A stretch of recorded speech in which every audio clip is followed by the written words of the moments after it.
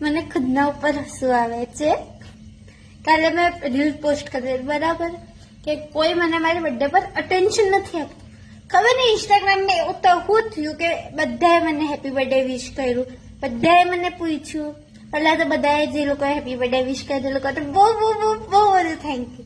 અને બહુ બધા લોકોએ પૂછ્યું કે તમને શું ગિફ્ટ જોઈએ છે, તમને કશે ફરવા જવું છે, તમને કઈ ગિફ્ટ જોઈએ છે તો અમને કહો. ના, મને કોઈ ગિફ્ટ નથી જોતું. મારે ખાલી કહેવાનું હોય કે મને ગિફ્ટ છે, પણ ના, મને કોઈ ગિફ્ટ નથી. લિટરલી એક જણે તો કીધું કે હું યુએસએ છું, તમે યુએસએ ફરવા આવો. પછી એ જ ઇન્સાને મને કીધું કે મેં તમને ગોલ્ડની વોચ ગિફ્ટ કરું. ના, મેં વોચ પહેરું છું.